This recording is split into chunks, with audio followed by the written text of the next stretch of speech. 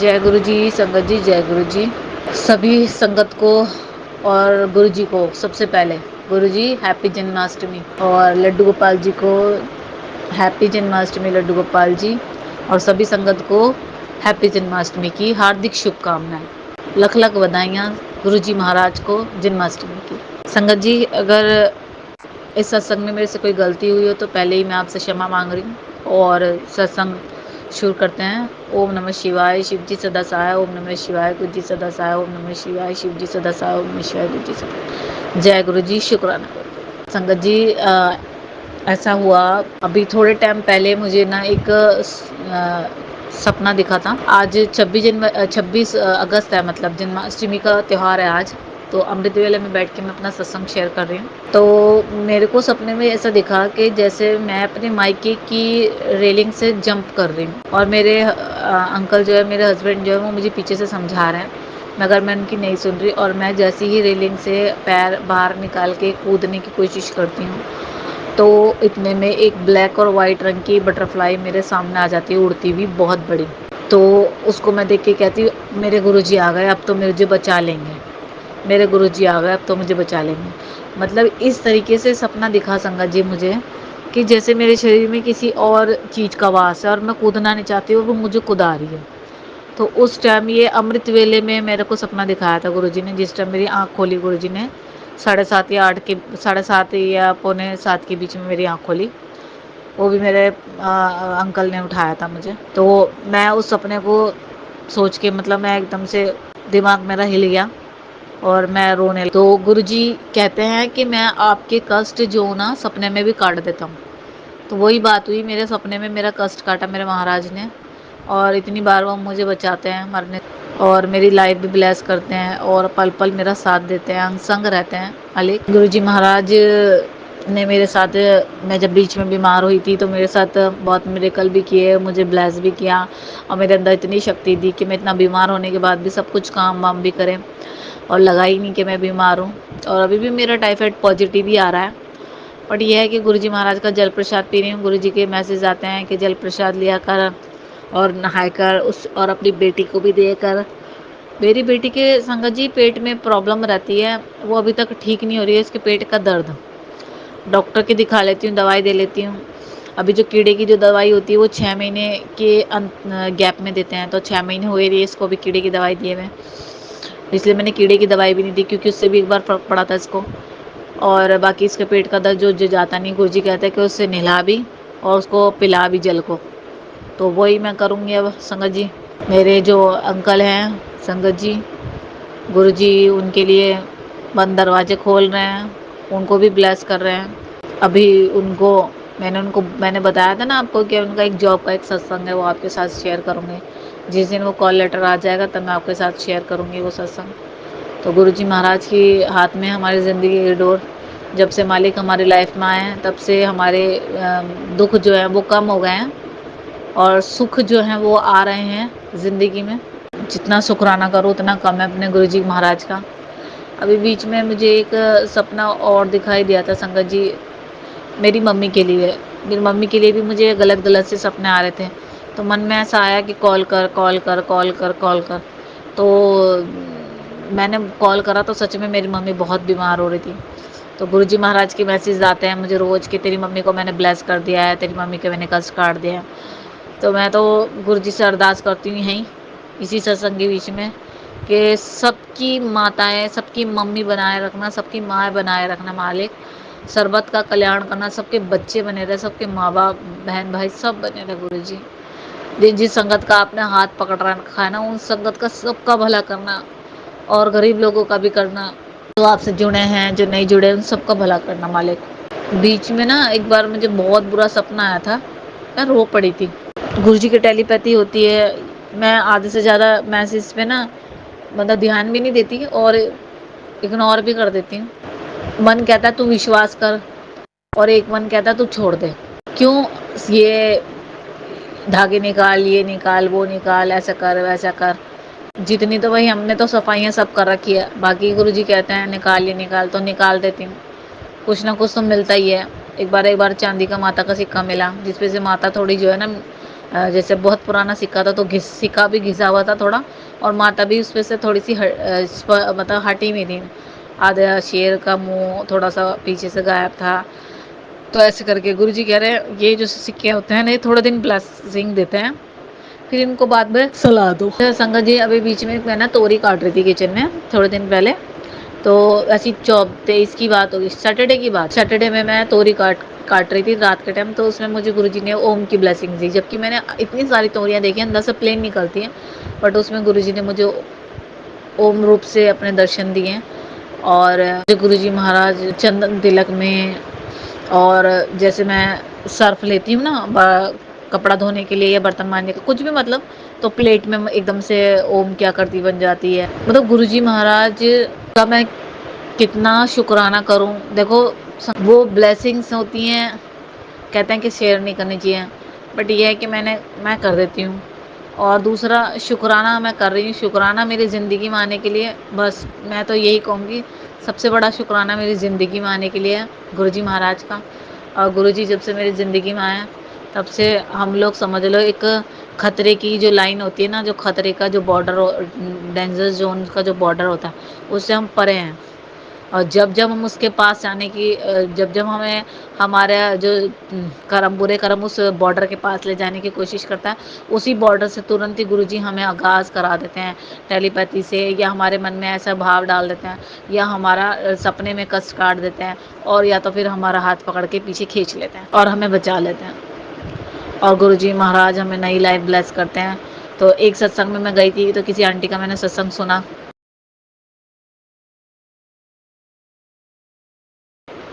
सत्संग तो हमारे पास भी बहुत होते हैं, और भावुक सत्संग भी होते हैं। कुछ संगत जो होती है बता देती है, भावुक हो जाती है। कुछ संगत जो है अपने भावुक अपने अंदर की जो अंतरात्मा के जो मतलब कहते हैं ना रो पड़ते हैं, तो अपने भाव जो होती है वो छुपा लेती है। और बहुत सी संगत के अंदर इतनी हिम्मत नहीं होती जो सबके सामने बोल दे। तो वो आंटी बोल रही थी कि मैं और मेरे अंकल, मेरा बच्चा, पता नहीं हम तो पता नहीं हमारे साथ क्या होता, हम कब के चले जाते हैं। ये तो गुरुजी महाराज ने हमें बोनस की लाइफ दी है जो हम जी रहे हैं। तो चाहे वो बोनस की लाइफ हमें 10 साल दी हो, 5 साल दी हो, वो सब गुरुजी की देन है। जो लाइफ हमें गुरुजी ने दी है, तो ये हम बोनस की ज़िंदगी जी रहे हैं गुरु वो संगत जी। क्योंकि गुरुजी के मैसेज आते हैं मैंने तुझे नई लाइफ ब्लेस कर दी, और मुझे भी यही मैसेज आया था कि तेरे बच्चों को, तेरी बेटी है, तेरे बच्चा एक ही छोटा सा बच्चा है, उसको तेरी बहुत ज़रूरत है, मैंने तेरी लाइफ ब्लेस कर दी, तुझे नई लाइफ दे दी, तेरे परिवार को तेरी बहुत ज़रूरत है। तो सच में संगत जी, जो परिवार की जो चैन होती है ना, पति की पत्नी से, और पत्नी की बच्चों से, मतलब माँ की बच्चों से, और बच्चों की माता पिता से, जो चैन होती है ना, ये अगर इस चैन में से एक भी कड़ी टूट जाती है ना, तो ज़िंदगी उथल पुथल हो जाती है। जिस ज़िंदगी को जीते हुए हमें बचपन से लेके इतने बड़े हो जाते हैं, और वही ज़िंदगी पे इस तरीके के मोड़ आ जाता है ना, तो उस ज़िंदगी को फिर नए सिरे से शुरू करना पड़ता है, और वो बहुत मुश्किल होता है। तो मैं नहीं चाहती किसी के जीवन में ऐसा मोड़ आए। और मैं गुरुजी महाराज से अपनी माता के लिए भी अरदास करती हूँ, मेरी मम्मी को ठीक रखना, मेरी एक छोटी सी बच्ची है मासूम सी, उसको बनाए रखना गुरुजी, मेरे पति को भी ठीक ठाक रखना, उनकी भी लंबी उम्र करना, उनकी रोजी रोटी में बरकत देना, और बाकी जो भी बचा कुछ है हमारे हिस्से में दे देना गुरुजी। अपने चरणों से लगा के रखना, अपनी सेवा, अपना नित्य देना गुरुजी। हमारे मेरे मैं इतने दिन से नहीं नित्य कर पा रही थी, पिछले संडे मैंने करा था, मतलब मंडे, और अब इस मंडे बैठी हूँ। तो मेरी तो बिल्कुल भी हिम्मत नहीं होती, मैं सोती रहती हूँ, और रोज़ लेट होता है सोने में, रोज़ उठने में लेट हो जाता है। गुरुजी से फिर मैं गुरुजी पे छोड़ देती हूँ। मैंने कहा गुरुजी जिस दिन आपने उठाना है अपना आप उठा लेना, बस जिस दिन आपने अपना सत्संग कराना है, जिस दिन आपने अपना नित्य नेम कराना है, अपना आप करा लेना, मेरे बस की तो कुछ भी नहीं है। और सच में गुरुजी ने कल का मैसेज मैंने सुबह मॉर्निंग में पढ़ा, मैं जन्माष्टमी के दिन आ रहा हूँ तेरे घर, तो देख लो आज गुरुजी ने उठा लिया, और अमृत वेला भी करा लिया है, और अपना शिव पुराण भी पढ़वा ली, और पूजा पाठ सब करवा लिया अपना। और हमारे घर पे संगत जी बहुत टाइम से मेरी बेटी जो है लड्डू गोपाल के लिए बहुत रोती थी 4-5 महीने से, 5 साल की बेटी है मेरी, तो 4-5 महीने से बहुत परेशान कर रखा था उन्हें, लड्डू गोपाल लेना है, लड्डू गोपाल लेना है, तो मैं लड्डू गोपाल जी से कहती थी। कुँवारेपन में तो मैंने भी बहुत सेवा करी, लड्डू गोपाल जी की नहीं करी, मगर कृष्ण जन्माष्टमी बनाती थी मैं, तो बहुत उत्साह से और बहुत श्रद्धा भाव से व्रत रखती थी और पूजा पाठ करती थी। तो कृष्ण जी ने बहुत फल भी दिए, आशीर्वाद भी दिया, मथुरा भी बुलाया, दर्शन भी दिए। और कृष्ण जी मुझे, जब से मैं छोटी से लेके बड़ेपन तक कुंवारी थी, तब तक मेरा पूजा पाठ से इतना गहरा संबंध था कि मुझे हमेशा ही भगवान के ही सपने आते थे, माता रानी के, भोले बाबा के, साईं बाबा के और कृष्ण जी की जब मैं छोटी सी थी, तो कृष्ण जी के एक हमारे पास में एक मंदिर है, मुझे माफ़ करना गुरुजी, मैं पता नहीं मैं क्या बोल रही हूँ क्या नहीं, मगर मैं बता रही हूँ। हमारे घर के पास एक मंदिर है, उस मंदिर के पीछे एक कृष्ण जी का कमरा है, लड्डू को उनके छोटे से बालक रूप लड्डू गोपाल जी का एक कमरा है। वो कमरा मुझे कभी नहीं पता था, कभी नहीं पता था। जिस दिन मुझे कृष्ण जी ने सपने में दर्शन दिए कि मैया मेरे को इससे शादी करनी है, मुझे इससे शादी करनी है, तो मैं मना कर रही थी कि मैं नहीं करने की भाई शादी वादी तुमसे, है ना, मैं नहीं करने की तुमसे शादी वादी, ऐसे करके। और कृष्ण जी मुझसे शादी करने को कह रहे हैं सपने में, और मैं मना कर रही हूँ। और उस सपने को देख के मैंने अपनी मम्मी को बताया, तो जब उस मंदिर में मैं गई तो उसी जगह मैंने ढूंढा वो कमरा, कि इस कमरे में मुझे दिखाई देते वो कमरा है ये भी या नहीं। सच में संगत जी वो कमरा दिखाई दिया, और उस जगह सच में ही कृष्ण जी सोते थे। उस कृष्ण जी का सोने का कक्ष था, वहाँ पे कृष्ण जी रात को सोने जाते थे और सुबह उठ के अपने मंदिर में आ जाते थे। आज कृष्ण जी की जन्माष्टमी है, ये कृष्ण जी का सत्संग भी आपके साथ शेयर कर रही हूँ। तो बहुत भगवान जी ने ब्लेसिंग्स दी हैं, सपने दिखाए हैं, अपने ड्रीम दर्शन दिए, बहुत दर्शन दिए, माता रानी ने भी, भोले बाबा ने भी। तो आज गुरु जी का एक सत्संग शेयर करते हुए मुझे याद आ रहा है, एक बार मेरे 50 तक बीपी पहुंच गया था, ऊपर का भी डाउन, नीचे का भी डाउन। तो मेरा मतलब शरीर में से प्राण निकलने वाले थे, पैर ठंडे हो गए थे, दिमाग ठंडा हो गया था, दिमाग सुन्न होने लगा था। तो सुन्न होने लगा तो मेरी बुद्धि काम नहीं करी, मतलब मैं घबराने लगी। तो मेरे मेरे पति मेरे साथ में ही खड़े थे। तो मैंने पता नहीं गलत मेडिसिन खा ली थी, या मेरे मेरे साथ या कोई बीमार तो मैं रहती थी। देखो जब गुरुजी मेरी लाइफ में नहीं आए थे संगत जी, तब भी मैं बहुत बीमार रहती थी, है ना। अभी तो मेरे कष्ट काट दिए गुरुजी ने, कहते हैं 95% कट गए, 5 रह गए। तो अभी ना, तो जब मैं बीमार रहती थी ना, तो मुझे मेरी दवाइयाँ चलती रहती थी कंटिन्यू, तो मैं दवाई खा लेती थी, काम भी लग करती थी। तो पता नहीं मेरा अचानक क्या हुआ, एकदम से नीचे बीपी चला गया, ऊपर का भी और नीचे का भी, दोनों डाउन हो गया। तो मेरा माइंड बिल्कुल सुन्न होने लगा, ठंडा पड़ने लगा, मेरी बॉडी ठंडी हो गई, बिल्कुल ठंडी। इन्होंने मेरे को हाथ लगा के देखा, मैं बर्फ़ हो गई। डॉक्टर ने ट्रीटमेंट दिया, एक तो मैं घर से उल्टियाँ करती भी गई, मेरी आँखें नहीं खोली। डॉक्टर ने मुझे ट्रीटमेंट दिया, मेरे सर में दर्द था, तो उन्होंने कहा भाई मेरे बस की नहीं है, मैं तो देख लिया जो देखना था, अब कहीं और ले जाओ। तो मेरे प्राण खींच रहे थे, मेरी बेटी मुझे देख के रो रही थी, मेरे अंकल भी मुझे देख के रो रहे थे। और वो अजीब तरीके से बिहेव कर रहे थे, जैसे उनको कुछ फ़र्क सही नहीं पड़ रहा, अंदर से रो रहे थे, वो बाहर से ऐसा दिखा रहे थे तो कोई फ़र्क नहीं पड़ रहा। मतलब नॉर्मल मेरे दम निकल रहा है, मेरा प्राण खींच रहे हैं, और वो बंदा ऐसे ही बात कर रहा है खड़ा होके कि अब क्या करूँ मैं, फिर तुम्हारे बस की नहीं है, तो फिर मैं कहाँ ले जाऊँ। मतलब नॉर्मल तरीके से, जैसे कुछ बुखार ही हो, ये छोटी सी बीमारी हो, इस तरीके से बिहेव। तो मगर मेरा दम निकल रहा है, मैं अपनी बच्ची की तरफ देखूं और बस यही बोलूं, भोले बाबा बचा लो, माता रानी बचा लो, हे मेरी मैया बचा लो, हे मेरे साईं बाबा बचा लो। तो सच में कहते हैं ना, मन से निकली हुई अरदास अंतिम समय पर, कहता है ना इंसान अंतिम समय पर झूठ नहीं बोलता, अंतिम समय से निकली हुई जो अरदास होती है वो सच्ची भगवान के पास पहुँचती है, सचखंड तक पहुँचती है। तो वो मेरी अरदास पहुँची। तभी मैं सत्संग शेयर कर रही थी, एकदम से मुझे अचानक ही गुरुजी ने मन में दिमाग में डाला। तो सच में मेरे को गुरुजी ने उस टाइम बचाया संगत जी।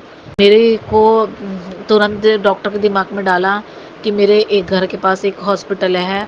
हमें नहीं पता था, हम किराए पे रहते थे, हमें वहाँ के बारे में कुछ नहीं पता था। डॉक्टर ने बोला बेटी को आप गोद में लो, वाइफ को पीछे लेटाओ गाड़ी में, मैं गाड़ी चलाऊँगा। तो डॉक्टर खुद गाड़ी चला के हमें हॉस्पिटल लेके गया, और उस टाइम एक भगवान का रूप में एक डॉक्टर मौजूद था उस हॉस्पिटल में। उसने तुरंत मुझे एडमिट करा, उसने मेरी कमर सलाई, मेरे को उल्टियाँ कराई, मेरे को ऐसा ध्यान रखा। उन्होंने मुझे बोल दिया देखो तुम बिल्कुल टेंशन मत लेना, मैं हूँ तुम्हारे साथ, मैं तुम्हें कुछ नहीं होने दूँगा, ठीक है। मुझे शुरू से बताओ तुमने क्या क्या करा। उसने मुझे इतनी तसल्ली दी, तो सच में मुझे गुरुजी ने बचाया। कहते हैं ना, जब बीमारी, जब दम निकलता है ना, शरीर साथ नहीं देता, जब दम निकलता है ना, तो बस भगवान याद आता है और उसके अलावा कुछ नहीं। मुझे मेरी बेटी रोती हुई तो दिखाई दी, मगर मेरी बेटी के अंदर मुझे बिल्कुल भी, जैसे अब हमारा बच्चा रोता है, हम अपने गले से लगा लेते हैं ना, उसको प्यार करते हैं, उसका रोना नहीं देख सकते, मगर उस टाइम मुझे उसका रोना भी नहीं दिख रहा था, सिर्फ अपना दिख रहा था मुझे, कि मुझे क्या हो रहा है, अगर मेरे को कुछ हो गया तो मेरे बच्चे को कौन पालेगा। तो सच में गुरु जी की टेलीपैथी ये सच है। गुरु जी कहते हैं कि ना मैंने तुझे नहीं लाइफ दी है, सच में गुरु जी ने बचाया मुझे। वो तो कितनी बार मौत ने घिरा है मेरी आंखों के सामने, मैं कितने आपको सत्संग में शेयर करूं, मेरे को वो पल याद करती ना संगत जी, तो रोना आता है बहुत, कि अगर मेरे साथ कुछ हो जाता, मेरा बच्चा भूल जाना था।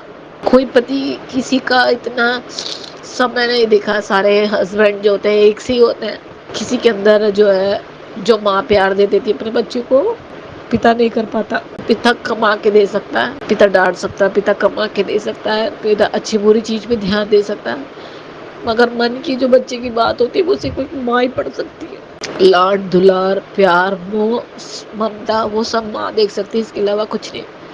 मेरे मुंह से कभी कभी तो ये निकलता है कि मैं अपनी बेटी को समझाती हूँ कि बेटा मेरा कहना माने कर, जो मैं कहती हूँ सुन लेकर, अगर मुझे कुछ हो गया ना, तेरे पापा ना, देखो सच में बैठी हुई मैं सुबह सुबह बोल रही हूँ, बहुत ऐसे केस देखे हैं। मेरा पति मेरे लिए बहुत मन मरता है, मतलब मेरे लिए करता भी, मगर उसका एहसान भी जता देता है कभी कभी वो, मतलब गुस्से में देखो कितना भी लड़ लो, कुछ भी कर लो, मगर गुस्से में किसी को एहसान नहीं जताना चाहिए।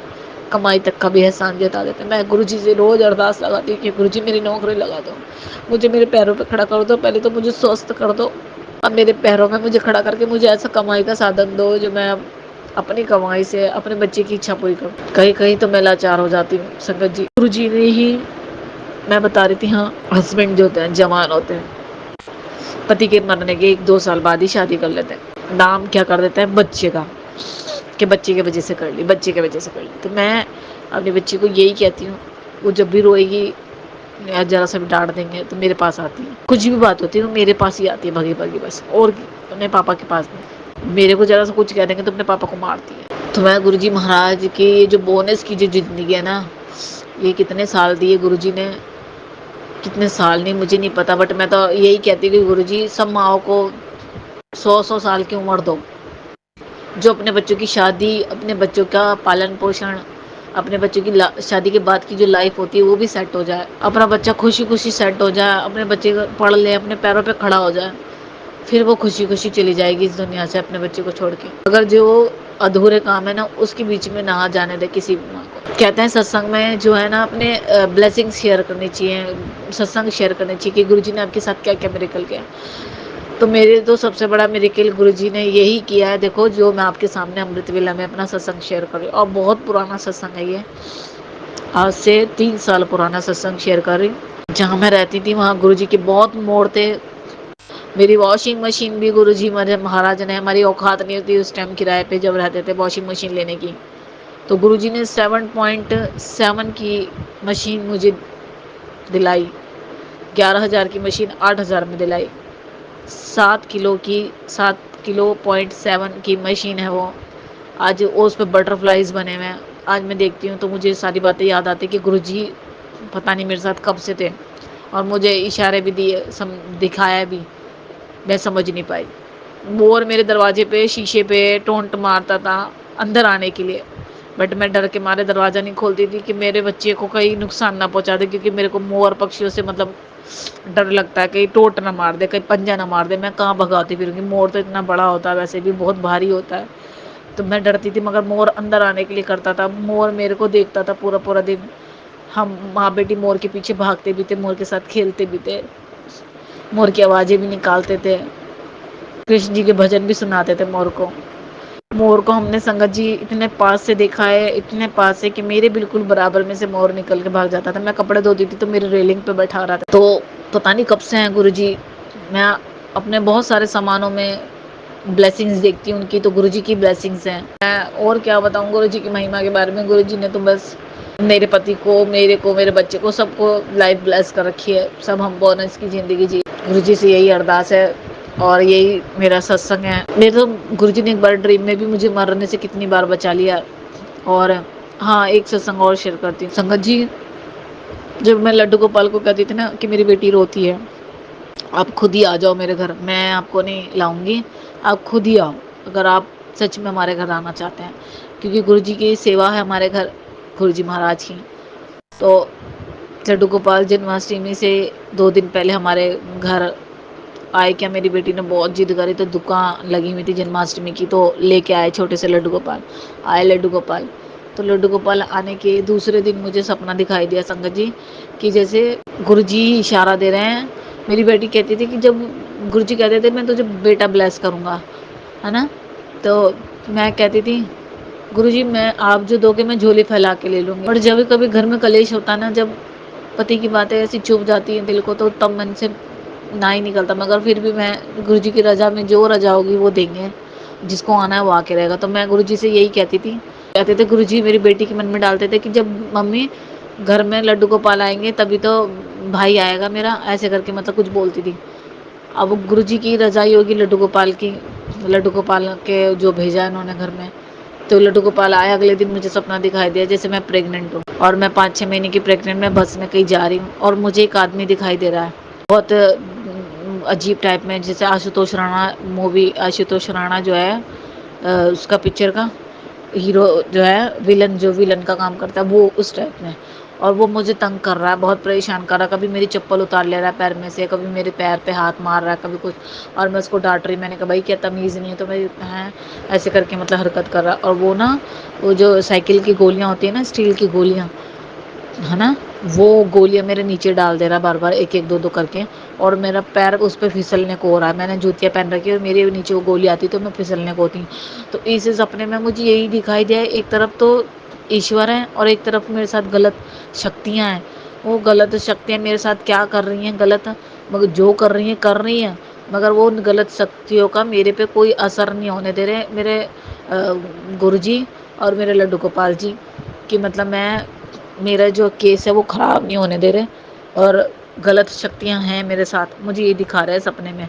और जेंट्स है ऐसे करके दिखाया मुझे। तो गुरुजी कह रहे हैं सपने में, और लड्डू गोपाल जी के टेंशन ना लें। तो लड्डू गोपाल जी के आने के बाद मुझे ये ड्रीम दिखाई दिया संगत जी, और मेरे गुरुजी महाराज की कृपा है, ये जो सब कुछ हो रहा है मेरी लाइफ में, ये सब कुछ गुरुजी की कृपा है। तो जय गुरुजी, शुक्राना गुरुजी। मेरे सत्संग में कोई भी गलती हो तो मुझे माफ़ कर देना। गुरुजी ने ये भी बताया कि 2 तुलसी के पत्ते रोज़ खा, तेरा जितने भी शरीर में इन्फेक्शन है सब खत्म हो जाएगा। और कड़ी पत्ता भी बताया था लीवर के लिए, वो भी मैं लेती हूँ। और जल प्रसाद तो लेना ही है, और गुरु जी का मंत्र जाप करना है। जय गुरु जी, शुक्राना गुरु जी, गलती शलती क्षमा करना, भूल चूक माफ करना। ओम नमः शिवाय, शिव जी सदा सहाय। ओम नमः शिवाय, गुरु जी सदा सहाय। संगत जी मैं अपनी वाणी को यहीं विराम देती हूँ। जय गुरु जी, शुक्राना गुरु जी। संगत जी, अभी हमने जो सत्संग सुना वो आंटी जी का था। आंटी ने हमारे साथ इतना खूबसूरत सत्संग शेयर किया, जिसके लिए आंटी जी का बहुत बहुत धन्यवाद। संगत जी, अगर आपको भी ये सत्संग अच्छा लगा हो तो मेरे चैनल को सब्सक्राइब करें, वीडियो को लाइक एंड शेयर ज़रूर करें, क्योंकि हम जितना ज़्यादा इस सत्संग को लाइक एंड शेयर करेंगे, ये सत्संग उतना ज़्यादा ही गुरु जी की और संगत के पास जाएगा, जिससे अगर किसी भी संगत के किसी भी सवाल का जवाब अगर इसमें होगा तो वो उन तक पहुंच जाएगा। इसी के साथ मैं अपनी वाणी को विराम देती हूँ, और सारी संगत नू मेरा जय गुरु जी।